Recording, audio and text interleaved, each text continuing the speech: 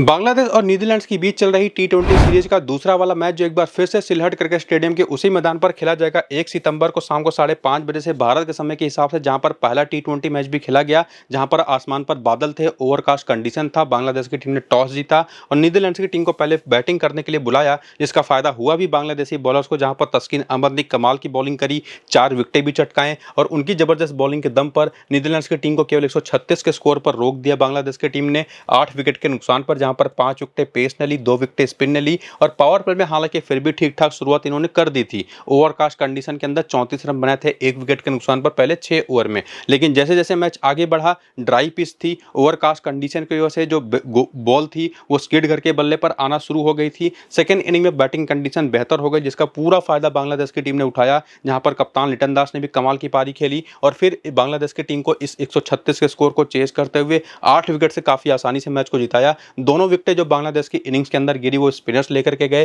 जिसमें पहली इनिंग की पावर प्ले का ओवर तो आप देखेंगे तो काफी नॉर्मल था, काफी इवन कहें तो बॉलिंग के पक्ष में गया था, लेकिन सेकंड इनिंग का power play as a batting unit Bangladesh के लिए काफी शानदार रहा। 57 के स्कोर पर केवल 1 विकेट गिरा, जो कि आज के इस मैच भी होता आपको दिखाई पड़ेगा, लेकिन उसमें वेदर का काफी बड़ा हाथ होने वाला है। ये हमको देखना पड़ेगा कि सिलहट के अंदर आज के इस मैच के स्टार्ट होने के पहले और इवन पूरे दिन के दौरान वेदर होगा कैसा, और वही काफी हद तक तय करेगा कि कौन सी टीम टॉस जीत करके क्या फैसला करेगी और मैच का रिजल्ट क्या होगा। जिसमें एक और चीज हमको देखनी पड़ेगी कि जिस पर पहला मैच जिस पिच पर खेला गया था, क्या सेम पिच आज के इस मैच में भी यूज की जाएगी, मतलब यूज्ड पिच होगी या फ्रेश पिच होगी, वेदर कैसा होगा, वो सारी चीजें तो आपको टॉस के बाद मेरे टेलीग्राम के चैनल पर पता चलेगी और उसी की बेसिस पर जो मेरी टीम बनेगी आज के इस मैच में, जहां पर बांग्लादेश की तरफ से कौन से प्लेयर कितने टीमों में होने चाहिए, नीदरलैंड्स की तरफ से कौन से प्लेयर कितने टीमों में होने चाहिए, वो सारे के सारे अपडेट्स, पिच रिपोर्ट और साथ ही साथ आज के इस मैच की जो 6 टीम होगी वो सब कुछ आपको मेरे टेलीग्राम पर मिलेगा, जिसके बारे में आगे आपको बताऊंगा। बाकी अगर आप चाहें तो और भी बाकी और 5 मैचेस के स्कोर कार्ड आप यहां पर देख करके समझ सकते हैं कि स्कोरिंग यहां पर काफी अच्छी होती रही है। तो बैटिंग के लिए तो पिचेस यहां पर बहुत अच्छी होती हैं, लेकिन अगर पूरे दिन आसमान साफ रहे, यूज्ड पिच रहे, तो सेकंड इनिंग में बैटिंग करना कंपैरेटिवली यहां पर थोड़ा मुश्किल हो जाता है। इंडियन सबकॉन्टिनेंट की पिचेस पर ऐसा होता भी है, जैसा कि आपको पता होगा, और इसी वजह से देखेंगे तो पिछले 6 में से 4 बार पहले बैटिंग करने वाली टीमें मैचेस जीती हैं। स्पिन को 20 और पेस को 47 विकेट यहां पर मिली है, लेकिन जैसा मैंने आपको इस मैच के स्कोर कार्ड की बेसिस पर ही सारी चीजें समझा दी, जो वही काफी हद तक अप्लाई आपको करना है पिच रिपोर्ट के अंदर। और जैसा मैंने आपको कहा था कि वेदर के बारे में, यूज्ड पिच है या फ्रेश पिच है उसके बारे में, और अपनी मेरी जो फाइनल 6 टीम बनेगी उसके बारे में जो सारे अपडेट्स होंगे, सारे जो चीजें होंगी, वो आपको मैं टेलीग्राम और व्हाट्सएप चैनल पर टॉस के बाद बताने वाला हूं। तो दोनों को जाकर के ज्वाइन करिए, लिंक आपको इसी वीडियो के डिस्क्रिप्शन में और कमेंट बॉक्स में जो पिन किया हुआ कमेंट है वहां पर देखने को मिल जाएगा, टेलीग्राम का भी और व्हाट्सएप का भी। तो लिंक्स को क्लिक करके दोनों चैनल को जाकर के सिंपली ज्वाइन करके एक्टिव रहिएगा। फिलहाल आगे आइए देखते हैं क्या प्लेइंग इलेवन और बैटिंग ऑर्डर उतरा था बांग्लादेश की तरफ से, जो कि आपके सामने है। पिछले वाले मैच में सैफ हसन को प्रमोशन मिला था, बैटिंग ऑर्डर में नंबर 4 पर आए थे, बॉलिंग भी करी थी इन्होंने पूरे 2 ओवर की, और पहले ही ओवर में आकर के जो 10वां ओवर इन्होंने किया था 2 विकेट लेकर के गए थे। रिशद हुसैन को भी केवल 2 ही ओवर करने पड़े। बाकी बॉलर्स जिसमें से चाहे मेहदी हसन हो, चाहे शोरिफुल हो, चाहे तस्किन हो, चाहे मुस्तफिजुर हो, 4-4 ओवर की बॉलिंग करते दिखाई पड़े थे, जिसमें तस्किन ने कमाल की बॉलिंग करी थी। बाकी उसकी बेंच जो है इनकी टीम का वो भी आप देख सकते हैं, जो कि काफी स्ट्रांग दिखाई पड़ता है। इसके बाद करियर के आंकड़े अगर आप देखना चाहें बांग्लादेशी प्लेयर्स के, तो वो भी देखेंगे, जिसमें आपको इनके टी20 क्रिकेट के अंदर का एक्सपीरियंस क्या रहा है इंटरनेशनल टी20 में, वो पता चलेगा। फॉर एग्जांपल अगर मैं बात करूं तंजीद हसन की ही, तो इस सीरीज के पहले 29 मैचेस खेल चुके थे, 655 बना चुके थे रन, 25 का बैटिंग एवरेज था, जिसमें पहली इनिंग का 18, लेकिन सेकंड इनिंग का 32 का बैटिंग एवरेज है। यानी कि अपने पूरे करियर में टी20 के ये सेकंड इनिंग में ज्यादा कंफर्टेबल रहे हैं एज ए बैटर, ज्यादा स्कोर्स इन्होंने कर रखे हैं। ठीक उसी तरह से बाकी बल्लेबाजों का भी पहली इनिंग का और सेकंड इनिंग का बैटिंग एवरेज आपके सामने है, और इवन बॉलर्स का स्ट्राइक रेट आपको दिखाई पड़ेगा कि पहली इनिंग में कितनी गेंदें लगी हैं, सेकंड इनिंग में कितनी गेंदें लगी हैं पूरे करियर के दौरान ऑन एन एवरेज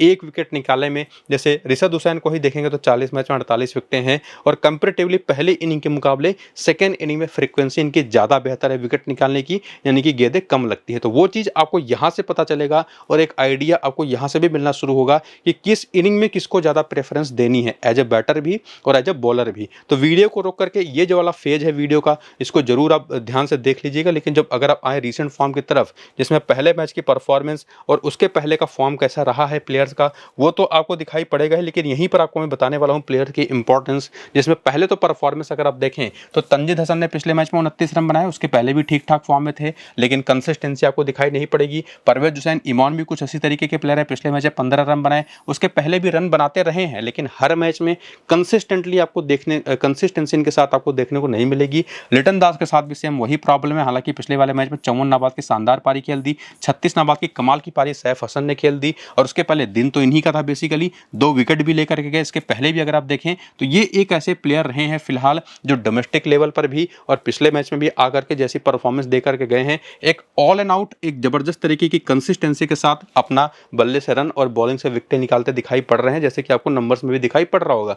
बाकी तीनों प्लेयर एक ऐसे ऑप्शन के तौर पर दिखाई पड़े हैं जो उतने कंसिस्टेंट हैं नहीं। तो ये 3 ऐसे प्लेयर होंगे जिनको 6 टीमें जब अगर आप बनाएंगे ना, तो वही 3-3 टीमों में, जिसमें सबसे ज्यादा इंपॉर्टेंस आपको देनी लिटन दास को, जो कम से कम 3 से 4 टीमों में आपके होंगे, और बाकी 2 से 3 टीमों में आपके तंजीद हसन होंगे, 2 से 3 टीमों में आपके परवेज हुसैन इमॉन होंगे, और सैफ हसन एक ऐसे प्लेयर के तौर पर आपके टीम में होंगे जो कम से कम 4 से 5 टीमों में सबसे इंपॉर्टेंट प्लेयर के तौर पर आपके आएंगे। अब चूंकि टॉप 4 में से ज्यादातर बैटर्स निश्चित तौर पर बैटर्स ही है बेसिकली स्पेसिफिक, और अगर आप ऐसा मान करके चल रहे हैं कि कुछ ऐसी कंडीशन बने कि इनका टॉप ऑर्डर बहुत बेहतर ना कर पाए, तो निश्चित तौर पर तब उस कंडीशन में तब तो तंजीद हसन को, परवेज हुसैन इमॉन को 2 से 3 टीमों में भी आपको नहीं रखना है, बल्कि 1 से 2 टीम में ही रखना है।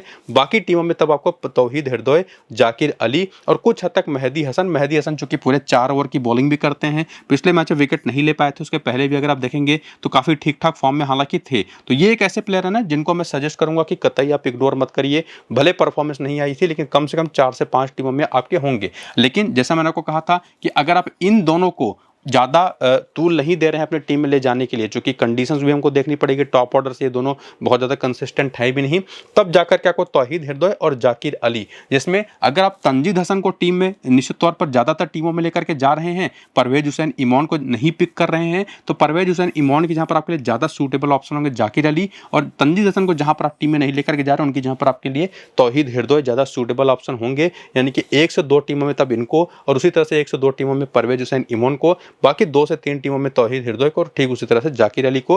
बाकी मेहदी हसन और सैफ हसन तो मिनिमम से मिनिमम 4 टीमों में, 5 टीमों में आपके होने चाहिए, और वही 3 से 4 टीम में लिटन दास रोटेट होकर के आपके आएंगे। लेकिन रोटेट होकर के कौन किसकी जगह पर आएगा, कौन स्टेबिलिटी के साथ में टीम में बना रहेगा, वो यहां तक समझ गए आप। बाकी रिशद हुसैन एक स्पिनर के तौर पर पिछले मैच में विकेट नहीं ले पाए जरूर, लेकिन ये भी कम से कम आपके 3 से 4 टीमों में जरूर होने चाहिए। और उसके बाद आते हैं तस्कीन अहमद, ये तो मोस्ट इंपॉर्टेंट बॉलिंग ऑप्शन है। इनके पास पेस है, फॉर्म भी लगा हुआ है, पिछले मैच भी 4 विकेट लेकर के आए हैं। और बाकी सोरीफुल और मुस्तफिजुर कितने इंपॉर्टेंट हैं एज ए बॉलर, बाएं हाथ के तेज गेंदबाज के तौर पर, यह भी आपको प्लेयर बैटल के टाइम पर भी पता चल जाएगा।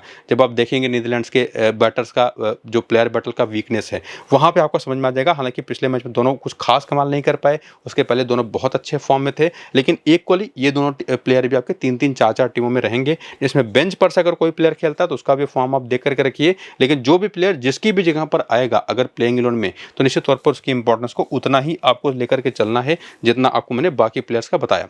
तो ये तो आपने देख लिया कि कौन सा प्लेयर कितनी टीमों में आपके होने चाहिए, बाकी उसका फॉर्म भी देख लिया। बाकी हेड टू हेड के भी आंकड़े अगर आप देखना चाहें तो देख सकते हैं, तो उसमें तंजीद हसन कुछ बेहतर दिखाई पड़ते हैं, और इवन कुछ हद तक लिटन दास की भी पिछले मैच में हाफ सेंचुरी के बाद निश्चित तौर पर 3 मैच में 64 रन हो चुके हैं, लेकिन कंसिस्टेंसी नहीं है। लेकिन उसमें तंजीद हसन निश्चित तौर पर दोनों मैच में कंसिस्टेंट दिखाई पड़े हैं। सैफ हसन को तो पिछला वाला पहला ही मैच था, तौहीद और जाकिर को 2-2 मुकाबले खेलने के मौके मिले हैं, एक बार बैटिंग केवल आई है। बाकी रिशद हुसैन के 2 मैच में 3 विकेट हैं, मेहदी के पिछला मैच पहला ही मैच था, कोई विकेट नहीं, तस्किन के 4 मैच में 10 विकेट हो चुके हैं। बाकी जो दोनों बाएं हाथ के तेज गेंदबाज है सोरीफुल और मुस्तफिजुर, कुछ खास कमाल कर नहीं पाए हैं, जिसमें सोरीफुल का तो पिछला वाला मैच पहला ही था, बाकी मुस्तफिजुर 3 मुकाबले खेल चुके हैं, विकेट केवल 2 ही है। तो यहां से भी आपको प्लेयर्स की इंपॉर्टेंस का काफी हद तक आइडिया मिल जाएगा।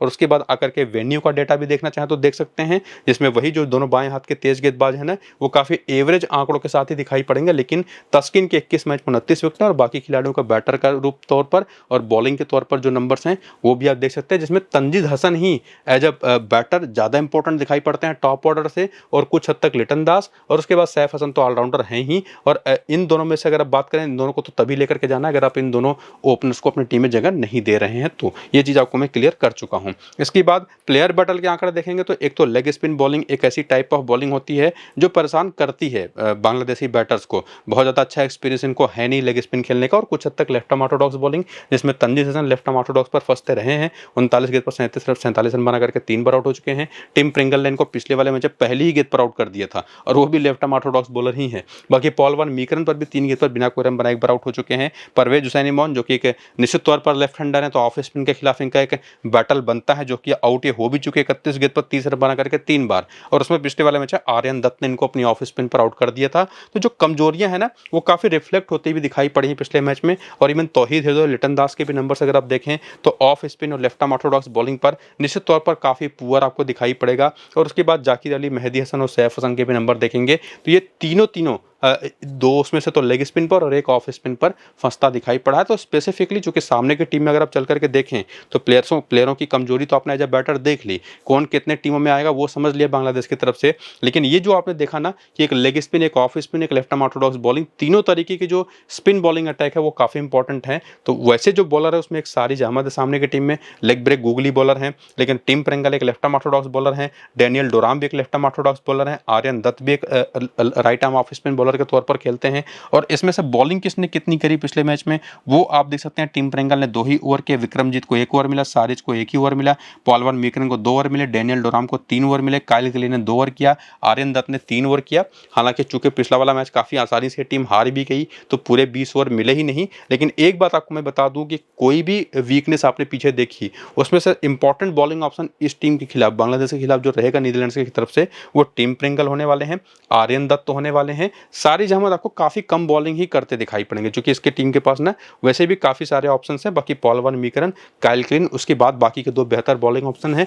बैटिंग ऑर्डर आप देख ही पा रहे होंगे, बेंच आप यहां पर देख ही सकते हैं। लेकिन बॉलर कौन से इंपॉर्टेंट होंगे ना वो तो आपको मैंने बता दिया। लेकिन उसके बाद करियर के आंकड़े भी देखना चाहें तो वो भी देख सकते हैं। जैसा मैंने आपको पीछे बांग्लादेशी टीम के टाइम पर समझाया था कि यहां से आपको एक्सपीरियंस का पता चलेगा, यहां से आपको इनिंग के बेसिस पर उनकी यूटिलिटी का पता चल जाएगा। तो वीडियो को रोक करके देख लीजिएगा। और उसके बाद आकर के अगर आप रिसेंट फॉर्म भी देखना चाहें तो वो भी देख सकते हैं, जिसमें पिछले मैच की परफॉर्मेंस भी इंक्लूडेड है कि मैक्स दाऊद ने 23 रन बनाए, 4 रन बनाए, विकेट नहीं मिला। विक्रमजीत ने, तेजा निदा मानूरू ने 26 रन की पारी खेली, स्कॉट एडवर्ड्स ने 12 रन बनाए, 15 रन बनाए, सारिज अहमद ने बाद में 1 ओवर की बॉलिंग भी करी थी, विकेट नहीं मिला था। नोआ कोर्स ने 11 रन बनाए, 9 रन बनाए, काइल क्लिन ने, विकेट इनको भी नहीं मिला। इसके बाद टिम प्रिंगल ने 1 विकेट लिया, 16 रन बनाए, आर्यन दत्त ने 13 रन बनाए, 1 विकेट लिया, डेनियल डोराम को भी विकेट मिला नहीं और विकेटलेस वहां पर पॉल वान मीकरन भी गए थे। लेकिन इसके पहले का भी कैसा फॉर्म रहा था वो भी आपके सामने है, उसको तो आप देख सकते हैं। जो कि मेरे हिसाब से चूंकि ये लोग बांग्लादेश में जहां पर जाकर के खेल रहे हैं मैचेस में, शायद उतना बड़ा रोल उसका ना हो। लेकिन एक बात तो कम से कम क्लियर आपको मैंने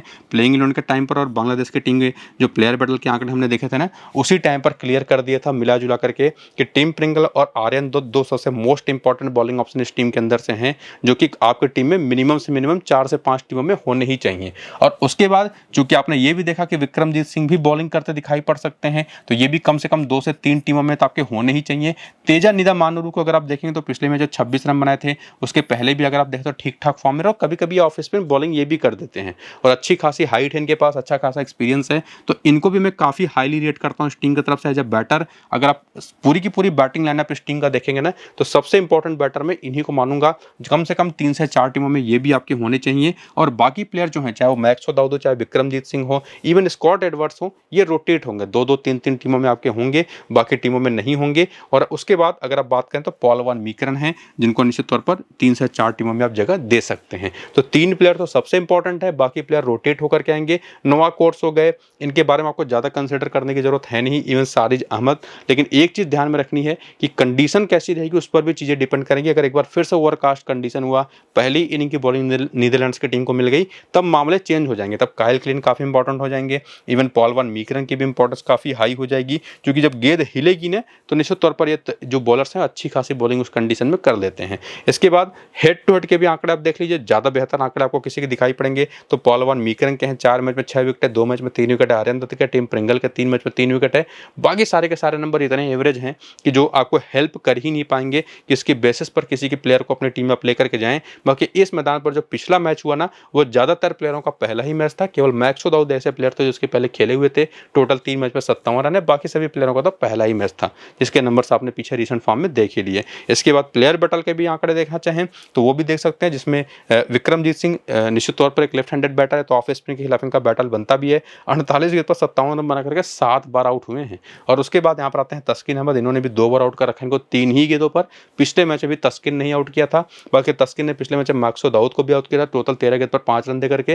बाकी तंजीम हसन साकिब ने भी एक बार आउट कर रखा है। बाकी स्कॉट एडवर्ड्स और तेजा निदामानरू के भी नंबर्स आप देखेंगे तो वही एक्सप्रेस पेस जो बॉलिंग है वो दिक्कत देती है, और कुछ हद तक left arm medium pace bowling भी, वो चीज़ आपको यहाँ पर देखने को मिलेगी। और स्पिन बॉलिंग तो एक कमजोरी इस टीम की रहेगी ही। नोवा कोर्स और सारिज अहमद का भी डेटा वो प्लेयर बैटल का आप देख सकते हैं। बाकी ये बात तो क्लियर है कि बांग्लादेश की टीम ही फेवरेट है, तो उसी की तरफ से 2 सबसे फेवरेट कप्तान है, बस कप्तान के ऑप्शन भी आपको मिलेंगे ज़्यादातर टीमों की जो कि होंगे। लेकिन उसी में मेहदी हसन, विक्रमजीत सिंह और परवेज हुसैन इमोन तो को किसी एक टीम में आप ट्राई जरूर कर सकते हैं, जो कैप्टन और वाइस कैप्टन। बाकी मेरी जो फाइनल टीम बनेगी 6, और उसके अलावा पिच रिपोर्ट और वेदर अपडेट जो होगा वो आपको मैं टॉस के बाद अपने टेलीग्राम और व्हाट्सएप पर बता दूंगा, तो दोनों को जाकर के ज्वाइन करिए। लिंक आपको डिस्क्रिप्शन में और पिन कमेंट में इसी वीडियो के मिल जाएगा, टेलीग्राम का भी और व्हाट्सएप का भी, तो जाकर के ज्वाइन तो हो ही जाइए। बाकी वीडियो शुरू से अंत तक देख करके मैं तो कहूँगा खुद से टीम बनाने की कोशिश करिए और शानदार निश्चित तौर पर फ्री की विनिंग्स करिए।